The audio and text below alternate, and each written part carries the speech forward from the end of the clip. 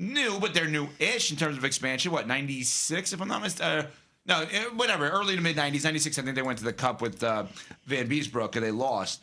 But the reality is they've been unbelievable, too. They went to 3 straight Stanley Cup finals. They won 2 of them over the last couple of years. So you're looking at these newer franchise. Lightning as well, by the way, are unbelievable. Like, you're better off being an expansion franchise in the NHL than a historical franchise. And then, of course, Oklahoma City last night, 127-114. They win over San Antonio. And before we get to the San Antonio part, and there is a San Antonio part, and a guy that we have all praised to no end, deserves some critique today in Victor Wembanyama. But Cece, let's finish off where you were moments ago as to why the legacy of SGA is frustrating for you.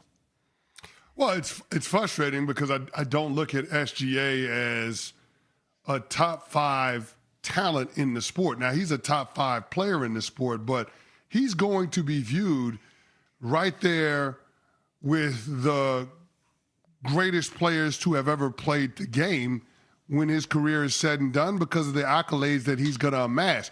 Oklahoma City is incredibly well run, right? You brought up Jeremy Kane. He's got 2 conference finals games where he went for 20-plus points. Well, guess what? The Thunder also have Alex Caruso, who did the same exact thing. Yep. So, I mean, he's always going to be flanked, that being SGA, with talent that's going to complement his skill set. He's going to continue to be in this position. Yeah, he might not get to the championship rounds. He might not get to the finals every single year, but his team will always be poised to go on deep playoff runs. And as he continues to amass more playoff points, as he continues to amass more regular season accolades, if he gets another title, if he gets another finals MVP, then all of a sudden we're going to look at him and have him in conversations with some names that from a talent standpoint you wouldn't think he would belong in, but the accolades say different. And that's why I think it's very uncomfortable for people when we start thinking about the historical context around what SGA has been able to do, especially over the last 2 years. Yeah, it's a very interesting point. He has a great shot at doing what you just said. Numerically, he's with those guys, but I agree, it doesn't feel like he's with those guys. Here's what may ultimately make it feel better for you.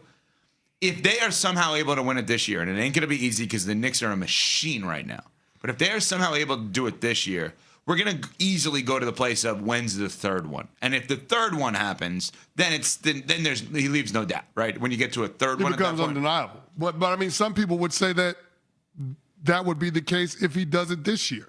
Yeah, and I'm not ready to count a second one before a third one here. I'm just saying in the hypothetical that you're bringing up, based on a 3-2 lead, based on the fact they don't lose 2 straight games, so on and so forth, it's trending in the direction of them being in the finals.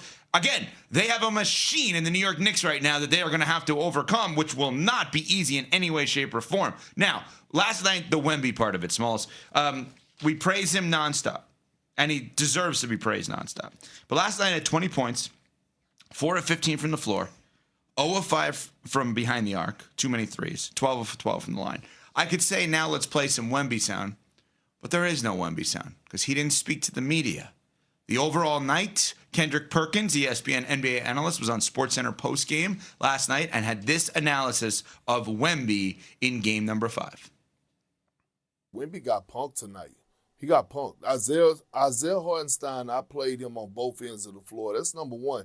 Number two, I hate watching Wemby play when he comes into games and he settled for jump shots. He forgot that he was a big man first with guard skills. When he plays with force and he's in attack mode, this team, the Spurs are unbeatable. But I thought tonight the Thunder, Isaiah Hartenstein, Jalen Williams, they did an excellent job from the start to finish of keeping the body on them, playing physical with them, and throughout the course of the game, we started to see for the first time that Wemby looked tired. He didn't have his legs, and that's because of the physical play by the 2 centers, the big men for the Oklahoma City Thunder. Yeah, I thought Perk nailed it, especially with that last part there that he looked tired. It seems like fatigue might be starting to set in with Wemby and the Spurs team a bit. He shot 27%. It's a postseason career low last night. And Mitch Johnson was saying post-game, he's got to take more than 15 shots. We're going to need more from Wemby. But to your point, Evan, it would have been nice to hear that from Wemby himself. The fact that the Spurs said he was unavailable to speak to reporters, You can't do that. You're the face of this franchise. You're a star in this league. You have to be able to make yourself available in the good times and the bad times. And I know that he is so evolved for a 22-year-old that sometimes we forget he's 22 years old. We've seen a couple little moments, the Naz Reid elbow and this game and post game in particular yesterday from Wemby, where we're getting reminded of his youth. And that there might still be some immaturity and some room for growth there for Wemby. But I was disappointed in not only the performance, but the fact that he was unavailable last night. Yeah, I totally agree with you, because I was thinking, oh, well, maybe he's sick because he wasn't playing that well. He looked sluggish last night. Well, if he's sick, they actually committed another violation, so to speak, because you actually have to report that in the NBA prior to games. You have to give the health status of the players. I just thought about one thing. If I'm going to treat him personally like the face of the league and the future face of the league and this unbelievable superstar, if LeBron James had a loss and didn't speak to the media, I'd come in today and rip him. So I got to be fair. That's a bad job by Wemby last night. I don't care if you don't speak to the media if it's consistent. Leon Rose, general manager, president of the Knicks. They go to the conference, they go to the NBA Finals, doesn't say a word. They lose a game, doesn't say a word. All right, fine. Consistent. Yeah, but when you are a superstar like Victor Wembanyama, when you're a player, you're not afforded that luxury. That's right. No. And he spoke after wins. So, it's a requirement of the job. Yeah, but Cece, here's my thing. Don't speak after game 6 if you win then. Like, if that's going to be your thing, make it your thing. I don't advise that, but at least be consistent. The result of the game should not indicate whether or not you meet with the media, in essence, speak to the fans, your customers. No, I hear where you're coming from, and certainly you hope that it's not an issue where he's just avoiding talking about them coming up short. Anything could have happened after the game. There could be some physical issues going on. Who knows? We won't have that answer until we see Game 6 and see what unfolds from there. But what I will say about Victor Wembanyama, we've been having a conversation all season long and throughout the playoffs about whether or not the Spurs can skip steps. And last night is exactly why young teams can't skip steps. Because the Spurs and Wemby, from an energy and effort standpoint, particularly on the defensive end, couldn't follow up what they did in Game 4, in Game 5. And OKC, a veteran team, even though they're young themselves, they've been there, they've done that, they got the hats and the T-shirts.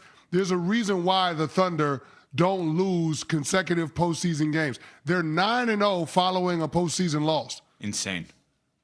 So when you start to look at young teams and the learning curve that it takes in order to ascend to win a title, Game 5 was a glaring example of why young teams can't skip steps, because the energy and the effort every single time out on the court has to be the same. And it's clear to me defensively, the effort in Game 4 was not the same effort that we saw from the Spurs in Game 5. And Victor Wembanyama is front and center. He didn't get going early. He only took 2 shot attempts in the first quarter. Hell, Carter Bryant off the bench for the Spurs in less than 3 minutes of game time in the first quarter had more shot attempts than Victor Wembanyama.